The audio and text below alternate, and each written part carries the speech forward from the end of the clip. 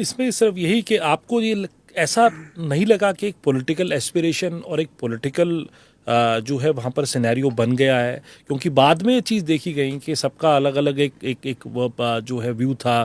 किरण बेदी का अलग व्यू था, शांति भूषण सामने थे। शांति भूषण तो ऐसे लोगों में से थे जिन्होंने जब पॉलिटिकल पार्टी बनाने की बात हुई तो शुरुआती 2.5 करोड़ रुपए का चंदा दिया, और ये भी कहा था कि अन्ना ने उस वक्त में कि ये बात सामने ऑन रिकॉर्ड है कि राजनीतिक पार्टी नहीं बनानी चाहिए, लेकिन फिर भी वो राजनीतिक पार्टी बनी।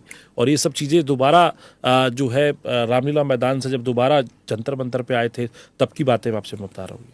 अच्छा, मुझे लगता है, I think I misread, let me be, I think entire Congress misread, right? किसी को कानो कान खबर तो नहीं, पॉलिटिकल एम्बिशन हो गए, ये भी मिसरेड। कपिल सिब्बल सब लोग गए थे उस वक्त कि किसी को ये कानो कान खबर नहीं थी that there was a bigger agenda. वो नहीं पता था। हाँ, but then when he started attacking your mother personally, मतलब ऑटो रिक्शाज में पोस्टर्स लगाना, and you know it was a very personalized battle, very vicious, बहुत ही घटिया कहें, जहरीला कहें, जो भी कहें. So but it clicked with the voters. It doesn't. What did you feel at that time that there was one image of your mother which was like a hero for Delhiites, had rejected the BJP, even the middle class for whom BJP was the option for so long. Especially in Delhi. In Delhi, right? I'm still talking only about Delhi. Had, you know, Sahib Singh Verma ko छोड़ो, मदन लाल खुराना, सुषमा स्वराज, सबकी history wipe off हो गई, और शीला जी was a hero for everybody, including the middle class. Up from every section, she was the hero. But they believed Arvind Kejriwal at that time. So what did you feel as a son at that time? What was going on in your mother's mind at that time? देखिए, दो अलग अलग, I think उनका, let me take it पहले. I think इसी बड़ी देर तक, क्योंकि जब ये शुरू हुआ तो शायद उतना लोगों में रिएक्शन नहीं था शुरू में, बट मेरे ख्याल से वहाँ, and because she is an old style, was an old style politician शायद, और शायद वो उस तरीके की थी कि तीखी बातें, भद्दी बातें लोगों को पसंद नहीं आती हैं. हमने तो 2-3 बार उनसे कहा कि नहीं, दुनिया थोड़ी बदली हुई है. उनको ये लगता था कि I will overcome all this, मेरी एक इमेज है. क्योंकि कभी कभी क्या होता है, जब आप पर्सनली जानते हैं कि आपने वो कुछ नहीं किया जो आप पे कहा जा रहा है, एक कॉन्फिडेंस आता है. और आपने देखा होगा, she was always a very confident woman, you know, even in her last day, बीमार भी जब थी, उनका self confidence, because there is a self pride in her. जब आप अच्छा काम करते हो तो एक रहता है कि नहीं यार, मैं कुछ करके जा रहा हूँ. तो I don't think she really got that. जैसे 2-3 बार हम लोगों ने बात पे कहा तो उनका, नहीं यार, मैं जाती हूँ, लोग अभी भी प्यार करते हैं, मेरे पास आते हैं, लोग स्नेह करते हैं.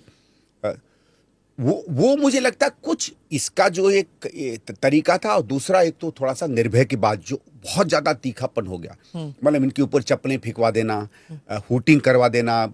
मतलब मैंने देखा एक आध कार्यक्रमों में लड़कियों को आगे भेज के ऑलमोस्ट ऐसे चिल्लाना कि जैसे शीला जी ही रेप करवाती हैं दिल्ली में. बहुत भद्दापन मैंने देखा.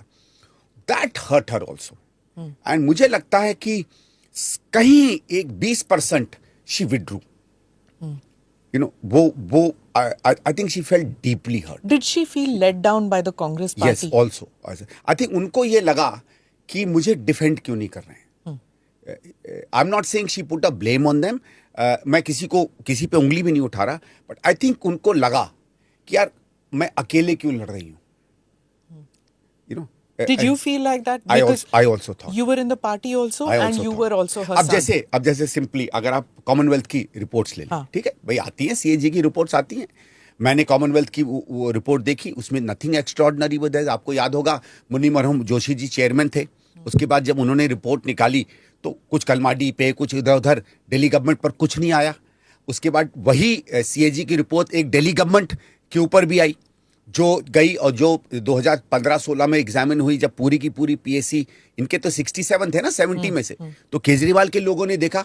वो तो सवाल मैं आज तक केजरीवाल से पूछता हूं कि जो दिल्ली सरकार के ऊपर आई थी सीएजी की रिपोर्ट, उसमें तुम्हारी एक्शन टेकन रिपोर्ट कहां है.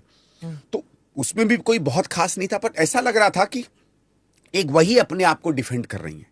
भाई अच्छे खेल हुए थे, ठीक है, एक हंगामा था, उसके पहले कुछ लेट हो गया, कुछ डिले हो गया, वो होता है. और कुछ हमारे हिंदुस्तानियों की आदत है कि 12वें घंटे में हम लोग कुछ ज्यादा तेज हो जाते हैं.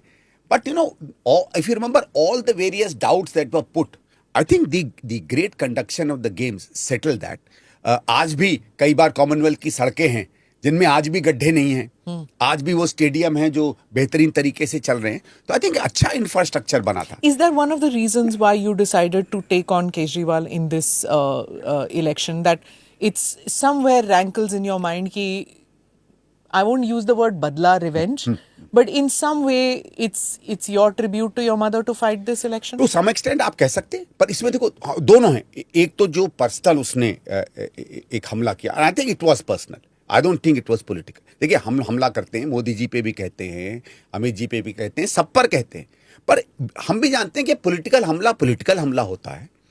पॉलिटिकल हमले को पर्सनल अगर आप करेंगे, कभी कभी निकल जाता है सबके मुंह से, मैं मान सकता हूँ। जैसे हम में से कोई भी भगवान नहीं है, हम कभी गलती कर देते हैं, लेकिन उसका एहसास भी होता है।